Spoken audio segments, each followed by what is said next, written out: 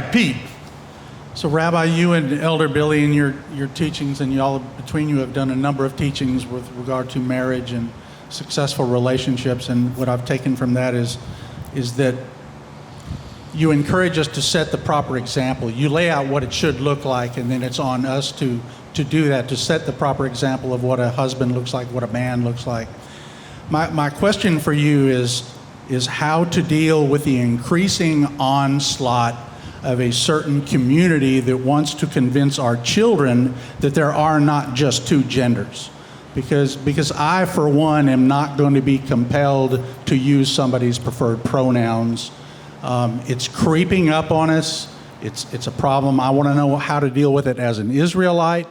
But I'll give you an example. I had some email correspondence with somebody from the legal department of the Georgia Department of Corrections. Right. And in their signature line was their preferred pronouns. Right. It scares me that it's creeping up on us. How do we, for example, if our 5-year-old grandchild comes to us and say, hey, I learned that I can choose to be a different gender? Or what do we do when it gets to the point to where you're subject to have some kind of charge if you're not engaging in gender-affirming care? And all these things are very real possibilities in a number of states, and in Canada, for example, where there was some legislation to compel people to have to use their preferred pronouns. So how do we as Israelites deal with that with our children and our grandchildren? All right. So first of all, there's two issues here, okay? One issue is children, okay, are very limited in what influence you're going to have on them. I don't want to burst everybody's bubble. They are going to be who they're going to be. They're going to do what they're going to do. You think you're going to keep them from things, that's not going to happen. They're going to end up wherever they're going to end up. All you can do is give them an example so that if they choose to go in a sideways path, at least they know where to go back to when they figure out how stupid that was. All right? Because I can tell you, a lot of you that have 2, 3, or 4 children, you know that not all of them ended up the same and you raised them all the same. They are who they are. They're going to be what they're going to be. I've got 2. They are not alike. One's here, the other isn't. All right? Not even talking to the other one. He's probably watching and all mad at me when I mention him. Okay? I raised them the same. Now, so when it comes to this world that's continuing through time, right? This world that continues to go through time, it is devolving emotionally. It's weakening, okay?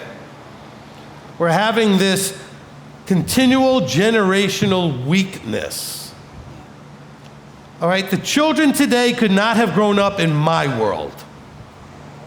I'm 60 years old? No. Okay? What we dealt with and the way we were talked to and treated by adults and the things that were expected, no. Okay? These children open their mouths and don't have a fist put in it.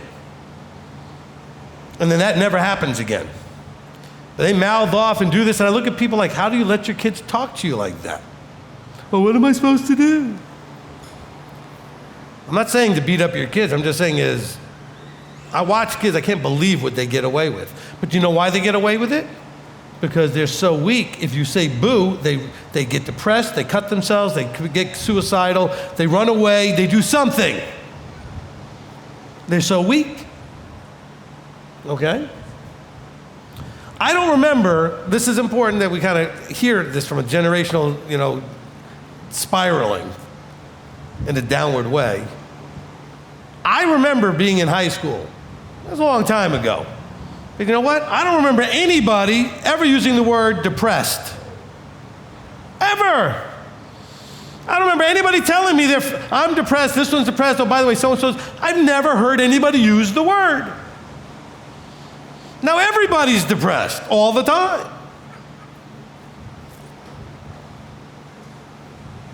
I'm overwhelmed, I'm stressed, nobody talked that way. Okay? We dealt with stuff, but we were stronger. Not better, stronger. In some ways, we were worse. Okay?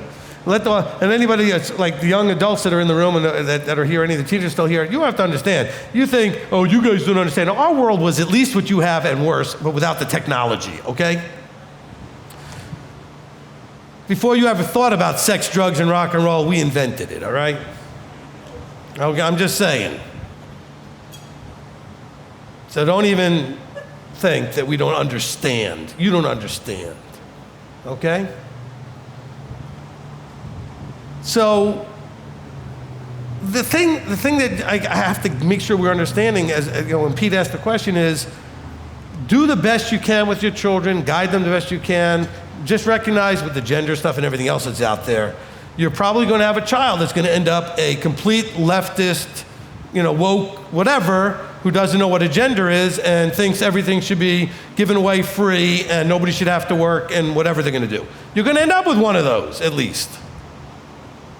And don't be surprised. And there's nothing you can do about it. Okay? And you can't argue with them. You can't win the argument for sure. Okay? Because they can't handle it. And they know everything. You can't tell them anything. So just stop thinking that you have that level of influence. But also recognize that means everybody's still in his hands, just like you were, because don't you know what a screwed up mess you were? Yet somehow you ended up here. He called you out of that mess. Have hope for your kids, okay? And their entitlement and their enabling and everything else. I'm like, nobody did anything for me. A lot of us who are older are like, well, no, our kids will be like, well, you should buy me a car and you can do this. Nobody did any of that for me or for you growing up. I didn't sit in front of a video game all day long. I delivered newspapers, had a lemonade stand. I tried to do something. 12 years old, not 10 years old, whatever. Okay? You did what you had to do. Look, the other part of your question had to do with what do you do as this thing grows and people are asking you about their pronouns. First of all, on a non-emotional level, I don't care. I'll call them a tree if they want. I don't care. Okay? Oh, I mean, seriously, why do you care? On the other side of it, I personally don't let people tell me what to call them. I call them whatever I want to call them. I say, you can call yourself, and I tell them respectfully, I don't care what you call yourself. Okay? But when I look at a tree and I call it a tree and you want to call it a cat, I'm still going to call it a tree. I'm not going to stop calling it a tree because you do. Okay? Now, I don't have a problem with you calling it a cat. That's okay. I'll just think you're crazy. But don't ask me to do that. Now, if you're going to go ahead and change your name, fine, it's your name. I'll call you whatever you want. Now, if I'm your parent, I'm going to call you what I gave you. You can change your name all you want. I gave you the name. You're not changing what I call you. All right? Because I've called you a few names that you don't want to have in public either. You little, Okay? But you're mine. I made you. I'll call you what I want. But when we're dealing with the workplace and everything else, I would be very respectfully to say, look, I respect that you do whatever you want to do. You want to use him, them, we, she, whatever you want to use, fine. I use what I use. You can't expect me to respect yours if you're not going to respect mine. Okay? And so there you go. And so that's all I would, all I would do. But if push came to shove, I don't care. Why do we care? Let them, if they want to call themselves anything, they can call themselves whatever they want. All right? We're taking it all personally. We don't need to do that. It's not personal. See, all of your blue sides are all melting down with, but it's wrong. So what? Okay? You're not fixing anything, and they're not emotionally able to handle it anyway. So who cares? I'll call them, a bologna sandwich because they're full of it anyway. All right? And if they ask me about what I identify, I say I identify as someone who doesn't give a bleep. That's what I identify as. Okay? All right. You're confusing me with someone who cares. So don't get wrapped up in that. It's not going to get any better. It's getting worse. So don't buy into it. Don't get sucked into it. All right? initially interacting with people, I would simply say, look, I use what I use, you use what you use, I'm not going to fight with you, okay? I don't care what you call me as long as it's respectful. You want to change your name to a different gendered name or whatever? It'll take me a while to get used to it, but I don't care. You know, it doesn't matter to me. Why does it matter to me? It's your life and your dumbness, okay? That's your thing. All right. Since June 24th of 2023, when you started your part one of roles of men and women, till this last page right here, I have grown so much to have the right attitude around my husband. Oh, man. Yeah. The quality of my life is the only thing he's going to see. He's not in the Word. We don't walk in spiritually, we don't walk together at all. But Elder Billy had a teaching, and I put it on the refrigerator because I wasn't going to preach at him. And it was the 4 things, the questions: are you getting what you need from me? What do you need from me? And I put those on the refrigerator, and it was like I know he read them. Right. Because he's showing me things. I'm seeing, I'm observing, I'm learning, he's adjusting, he's doing those things. And, you know, it caused me to leave him. These teachings actually caused me to leave him. And now when I went home, he realized she'll leave me. But he never thought I would. But these teachings gave me the courage to move on. And when I was away from him, I was closer to Abba. Like Paul says, you know, if you're not married and you're not taking care of your spouse, right, you're more in one with Abba. And I did a lot of walking and praying and weeping. And it was amazing. Oh, and then man. one morning I woke up and Abba said, go back home. You know, it was, and so my journey in your teachings has helped me grow. And it's also helped my husband grow. And now I don't know when he's going to pop his bubble, but I want to say thank you to leadership. Amen.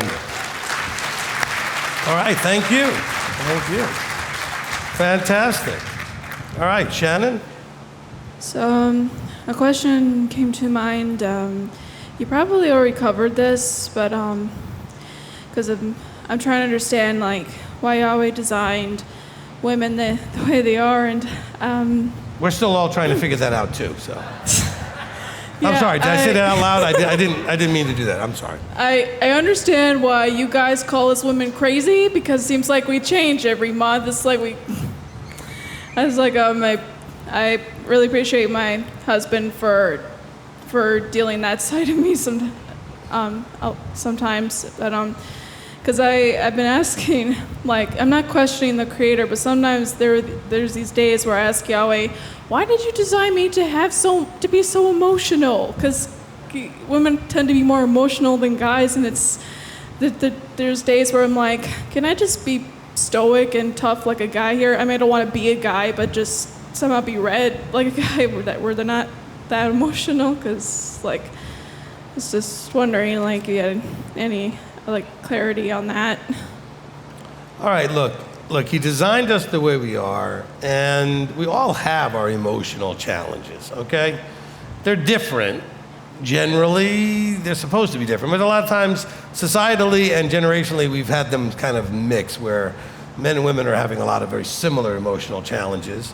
We're getting more emotionally driven. Look, this is not picking on the blue side of the color spectrum when it comes to the personality stuff, but I think originally as designed, men were supposed to be dominantly red and women blue.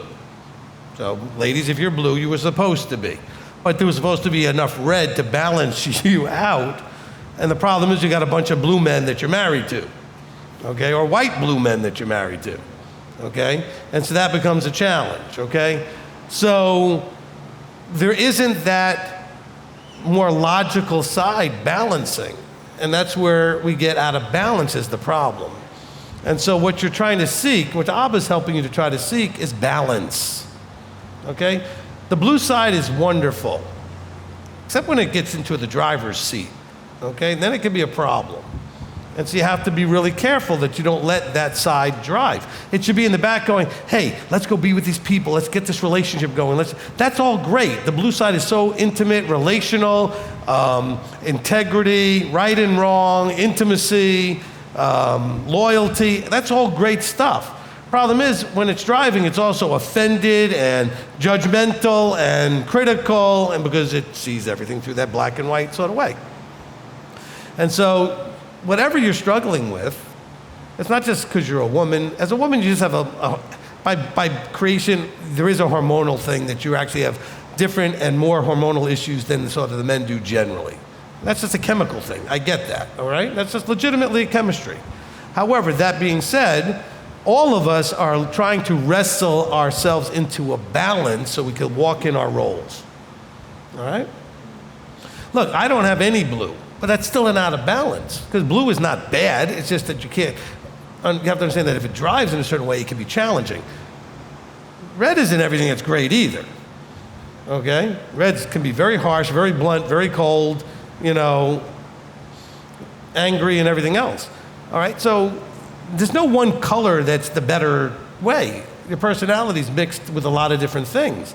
It's the balance and the control over the negative aspects that you need to have, right? And that's everybody, not just you as a woman, okay?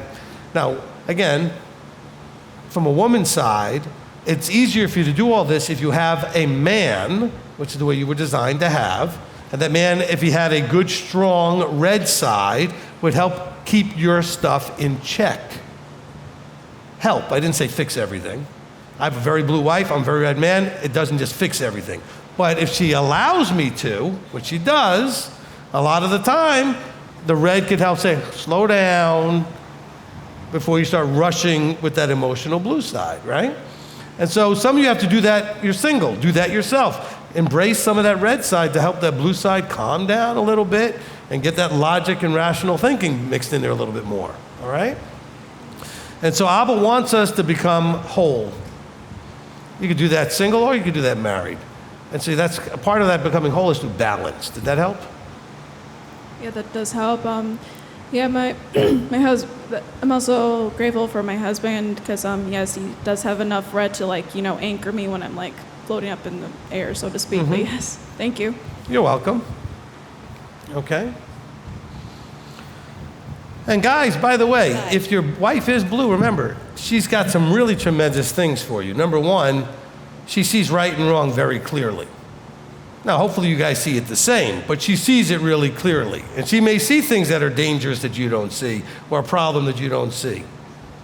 She also is very detail-oriented if she's blue, all right? Which a lot of us, yellow, red, not so detail-oriented, okay? We're either goofing off as a yellow or red. We're just running from project to project. The details given to somebody else. And so there's lots of benefits to every personality style, right? There's also the negative sides. What we're looking for is to make them work for us and synergize them, right? And find that balance. All right, Monica. Hi, how are you? I'm great. I don't have a question. But I want to share something. You have been talking about the roles of male and female. Now, I have experienced being a widow, and I have also experienced getting remarried, and thank God, getting divorced. So I know them all. One of the greatest things that I experienced in the last 3 years is that when I got divorced is when I ran to you and I asked you to be my covering, and you say yeah.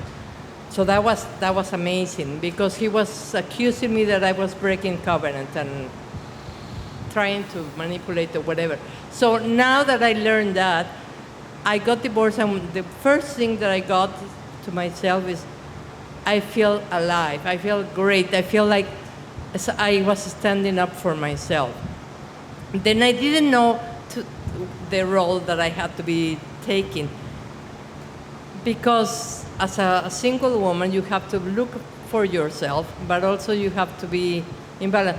But the greatest thing that I have achieved, and I love it, is the alignment.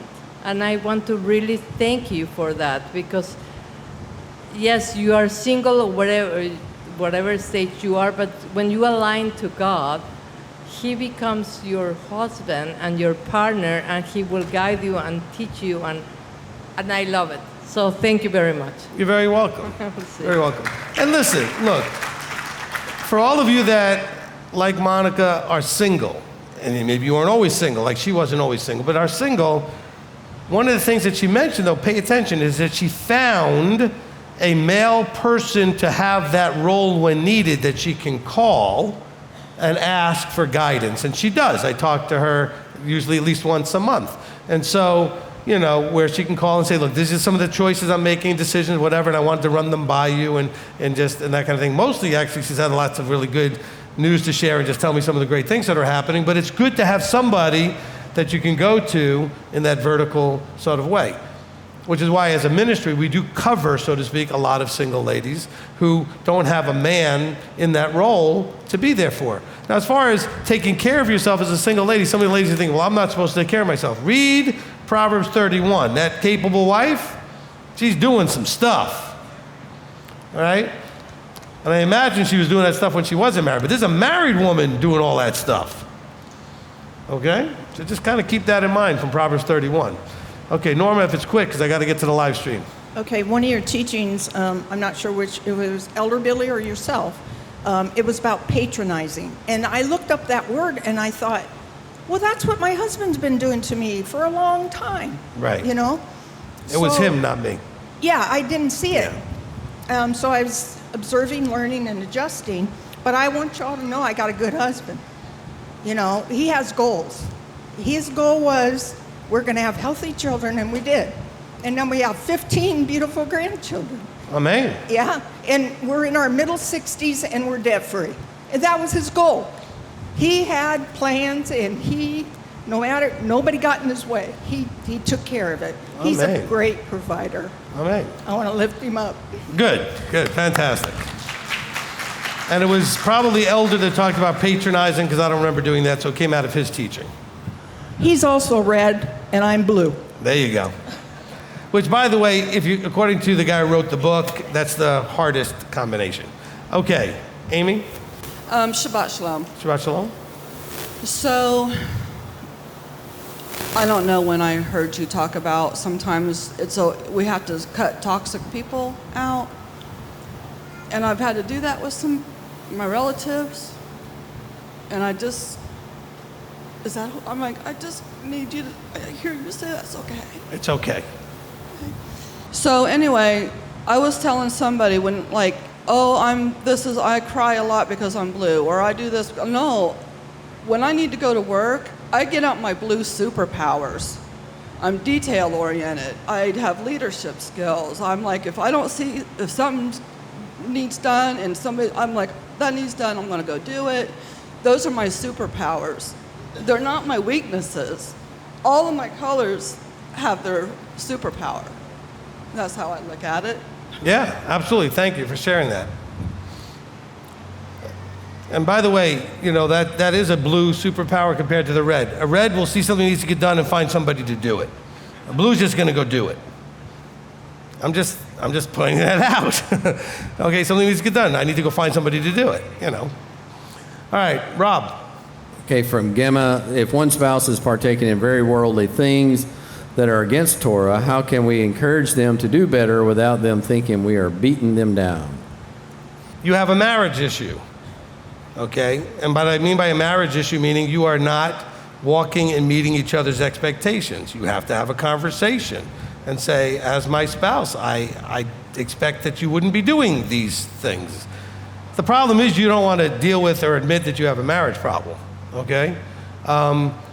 You can't make anybody do anything. What you can do is say, if you want to be married to me, I'm not interested in doing that if you're going to keep doing these things.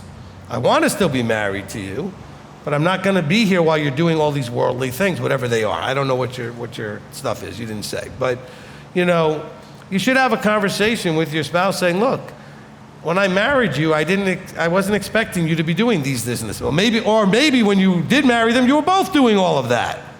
So now you're having a problem that you've changed and he didn't, and now what are you going to do? That happens too, okay?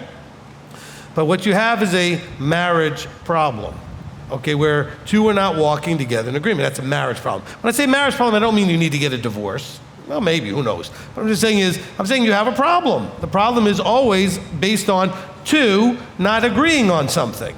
That's a problem. And so if he's walking one way and you don't agree with how he's walking, you have a problem. Here's the other part of the problem. You can't make him change, except the only leverage card you have is to say, if you don't change, I'm leaving. That's the only thing you can do. By the way, never, ever play that card unless you mean it. Don't threaten anybody to leave unless you're going to leave. That card should only be played when you actually mean it. Okay? But that's the only card you got. You got one card in the deck. That's it. Okay? There's nothing else. All right, next. You already addressed about married people hanging around with singles, right? Say it again. About married couples hanging around, single people, or married people hanging around with singles. You addressed that, right? I did. Okay. I'll say it again. If you're married, why are you hanging around with singles? Yeah. Okay? So. Because it's either you want to dabble where you don't belong, or you're looking to get out of your marriage. You know, there's no reason to hang out with single people if you're married. Now, I'm not saying you can't be as a married couple with other married couples and mixes of singles like in a big group. But why you as a person, individually, spending time with another single person when you're a married person? Okay, I don't want you to say you can't be with single people, period. My wife and I may have some people over the house. We may invite a bunch of singles over just because they want to spend some time with us. But I'm not going to be by myself with anybody single, and she's not going to be by herself with anybody single. Okay, that's what we're talking about. Okay? All right, next.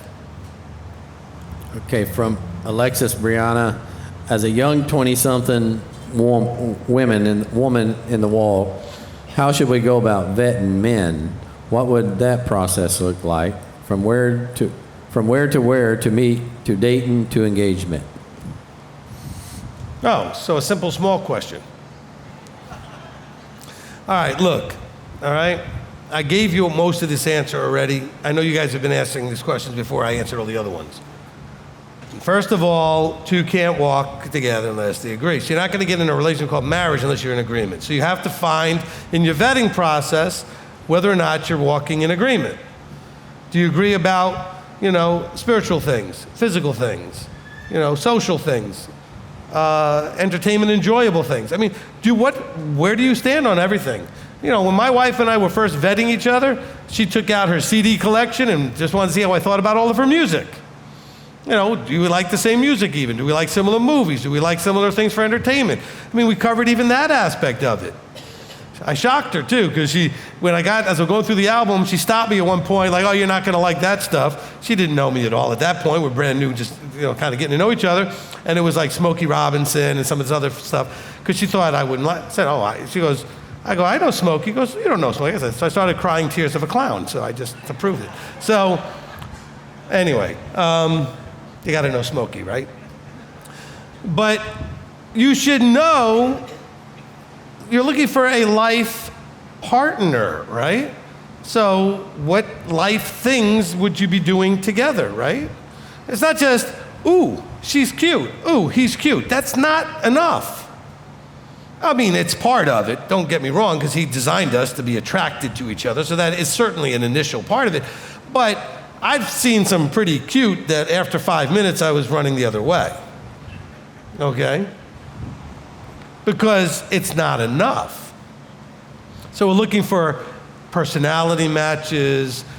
Are we interested in similar things? How do we feel about things? Do we feel about them similarly? Of course, in this, do we believe similarly? Again, I said earlier, you should not be looking for anybody. How do you vet somebody? First, make sure they're in the same place you are, under the same leadership you are.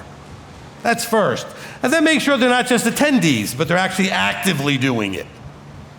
Because I've seen people find somebody go, well, I just thought they were pretty good because they were here. Well, they were here, but they weren't here. All right?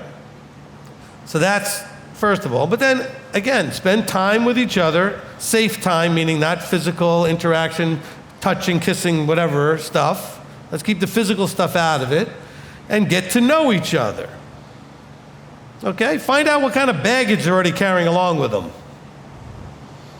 I'll tell you what, I was really concerned that I was never going to get married because the few people that I tried to date before I met my wife had already been in long relationships. Remember, I was 35 years old. So that meant that anybody I was looking at and dating was already in their early 30s, and they'd already had a couple of disasters before they met me and already hated men. And it was coming out of their pores as I was talking to them. I was like, oh my gosh, I'm not marrying someone, or she already hates men. So some people come with some baggage. You may want to find out about that. So anyway, that's my short answer. The first thing is be under leadership. If that leadership doesn't know the person you're wanting to date, then you're in the wrong place. And then you come and talk to that leadership and say, hey, I was thinking of dating so-and-so, what do you think? Do you know the person? Are they under you? Do you know anything about them? Get some counsel, all right? See, a lot of you, online and here, you come to me after you already start. Dumb. Okay? You do. And then I try to tell you, I think this is a bad idea, but you're already emotionally, you got yourself emotionally bound. So you're already in love, whatever that is, right? And now you're not, there's no stopping you now. Look, when I counsel people for marriage, one of the things I tell them all the time is, while you're vetting each other, you had better be looking for all the reasons not to, not just the reasons to get married. Because all you want to do is look for all those reasons you want to get married. You ignore all the red flags of why you shouldn't. Because some of you, don't tell me most of you that are divorced, have been divorced, don't tell me you didn't see that stuff beforehand and you just ignored it. A lot of the time you did. You saw it and ignored it anyway. But the signs were there. The little seeds of what was going to end up being the divorce were already there. It's hard. Okay? I've counseled some people, I told them not to get married. They got married anyway. And then they got divorced. Shocking. All right, next.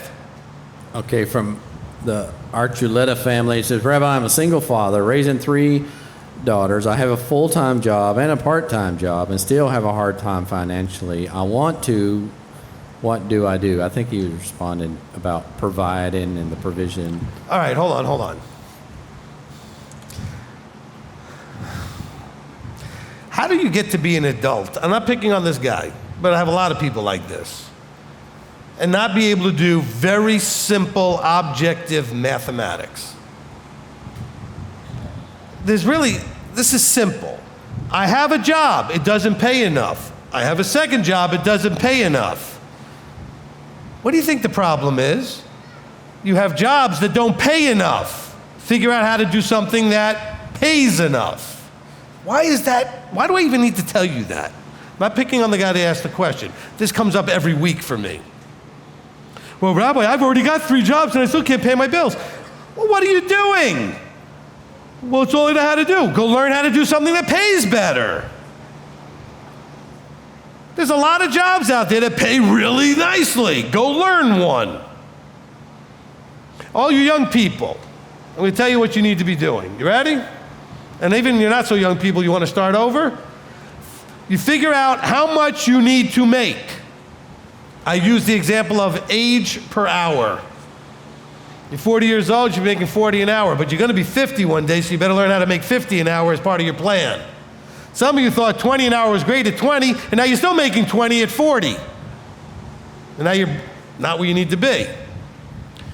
Figure out how much you need to make. Then go and look up all the jobs that pay that or more, list them all out, and figure out which one you want to do. Well, I don't like doing it. What does liking have to do with anything?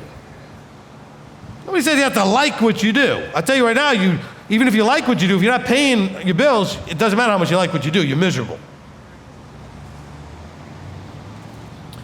Go Go look up I need to make $70,000 a year. Fine, look up everything out there that you can do that pays 70 or more. I don't mean like top of the line pays. I mean like the average person in that job makes 70 or more. Like that's normal, okay? Not like the number one person in that field and everybody else makes 50, okay? Well, I need to make 50, fine. Look at every job that makes 50 or more. This is not rocket science. I don't understand what you people are doing. And again, I'm not picking on the guy who asked the question. I'm glad he did. But you're getting the beating because of everybody else, okay? I don't understand why it's so hard to figure that out. You're doing something that's not working. Are you just going to keep beating your head on that wall? Well, I got a second job. I still can't make enough money. Because the things you're getting don't pay enough. Look, if I need to make $50,000 a year and I get 2 jobs working at McDonald's and Taco Bell, I'm not going to make it. They don't pay enough, okay? I have to do something that pays most of it and something that pays the rest of it if I'm going to get 2 jobs. But they have to come together. They have to add up to what I need. Why are you choosing jobs that can't get you there? Now, bear in mind, I want you to even have jobs that don't get you there rather than have nothing looking for the perfect job. But while you're not getting there, work towards getting the job that will get you there. Well, I don't have any skills to pay that. Go get them. Nobody's born with them. They go and get them. They get licensed, trained, certified, whatever they need. Figure it out. There is a ton of work out there that pays plenty. But you know who gets those jobs? The aggressively ambitious who want it. You got to pay the price. You got to go out there and get it. You're not entitled to it. Okay? Don't think you're entitled to it. All right? I watch a lot of motivational guys out there, success guys out there. You know what they all say? You got to work for it. Everybody that has it earned it. Very few people inherited it. Go look up all the rich people. Yeah, there's a few families that inherited it in a generation. Mostly, they built it themselves. Go look at all the people that are making 50 to 100 a year. I'm not talking about the millionaires. They went out and figured out how to make money. Figure it out. Go make a list. Go Google what careers pay, blah, blah, blah. They'll give you a list of all these careers. See, it used to be, when I looked for work, you know what I did? I went to a newspaper into the help wanteds, which were alphabetical. New York Times, 25 pages of it. Now, this is going back into the 80s. And I just alphabetically started with accountant and worked my way all the way to zookeeper, okay, whatever. And I just said, I wonder if I could do that. I wonder if I thought that might be interesting. And just only looked at ones I thought could pay enough. I couldn't just Google it, okay? And then I had to try to figure out what these jobs paid. If you don't make enough money, it's because your job doesn't pay enough. It's hard to figure that out. And don't think for a second that anybody that has what you're looking for didn't work their you-know-what off to get it. They did. Dan can tell you, because Dan saw this ministry when it first started in 2010 or 11, when he first met me, all right? This was not that. This took hundreds and hundreds of hours, over 100 hours a week. We're talking about week after week, month after month to build it into this. Yes, this is his, but this still would not be this if I didn't work this hard. Okay?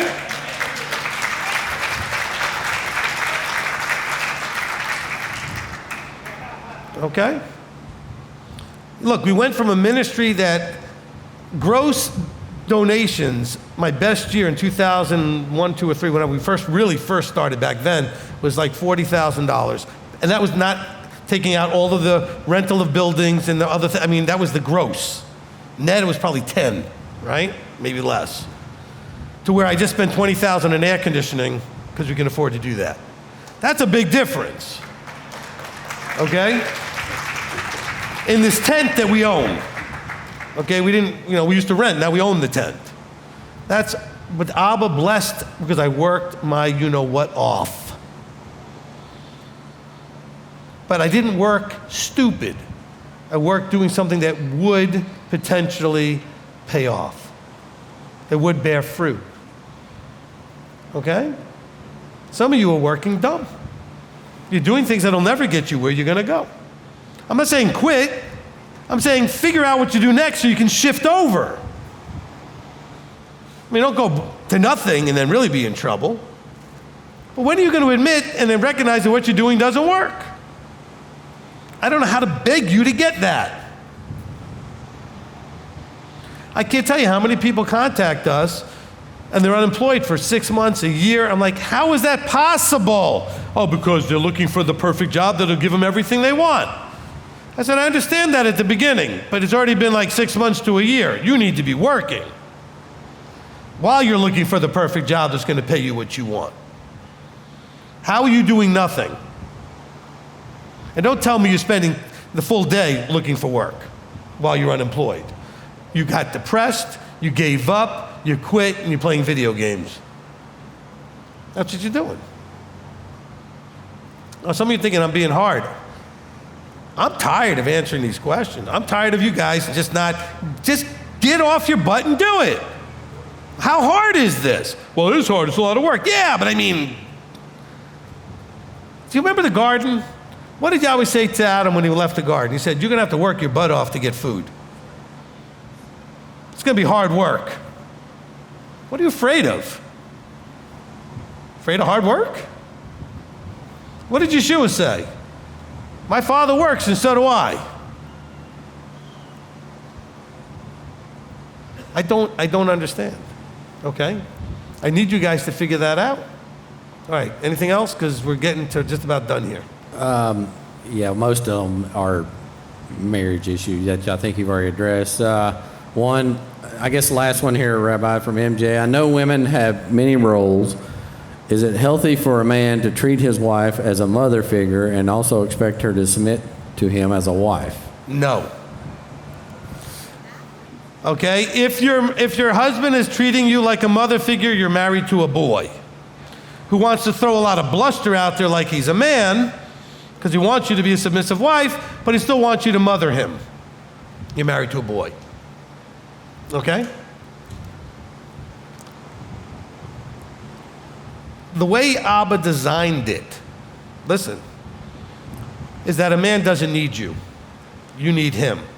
We want you, though. He made us to desire you. Okay? So if a man needs you, he's not a man. He should want you.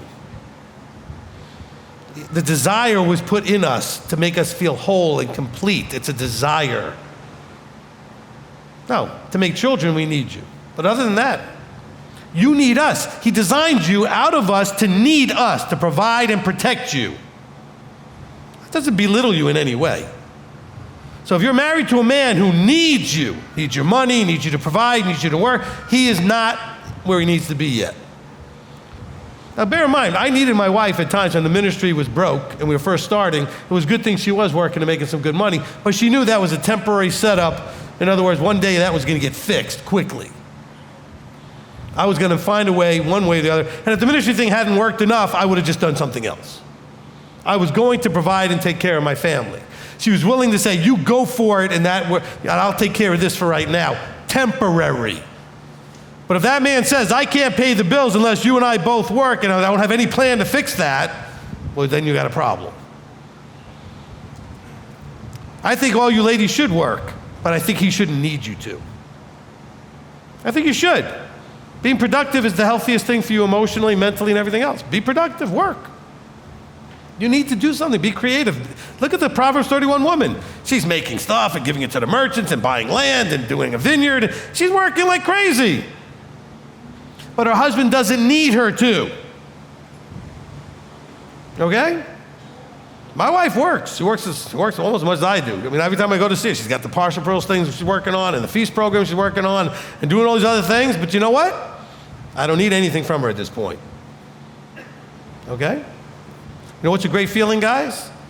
To have money for your wife that she makes and you don't need it. She can do whatever she wants with it. That is a great feeling. Ladies, that's a great feeling. Okay, so guys, you should get to the point where if your wife is working, she can do whatever she wants with that. You don't need it. But ladies, you should still be working. You don't want to just sit around, get fat, eat bonbons, and watch TV. I don't know what you want to do, okay? There's nothing good playing anyway. All right? Go out there and do something. Be productive. That's what you need to do. All right, so I hope that was helpful for everybody.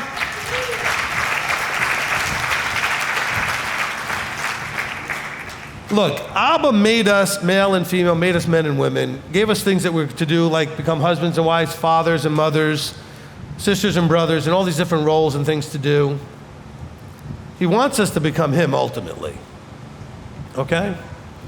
So while we're doing all of this, he wants us to do it in complete Torah submission with the fruit of the Spirit.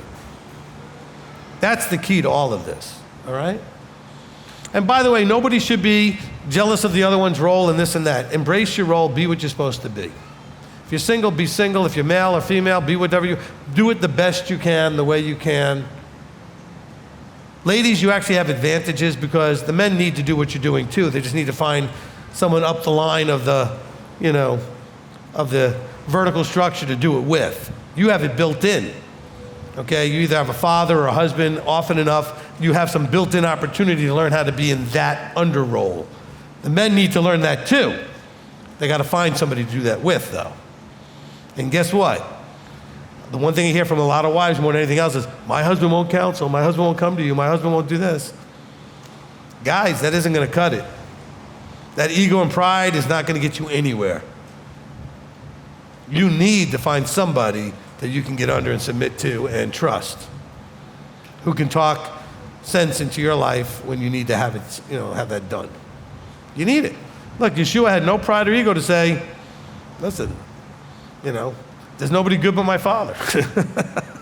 I do everything he says. I only do what he says. I only say what he says to say. I'm completely submitted. I'm coming as King of Kings. I could care less. I'm just whatever he wants me to be. Right? That's what he said, essentially. Right? Okay, so that's going to wrap it up for today.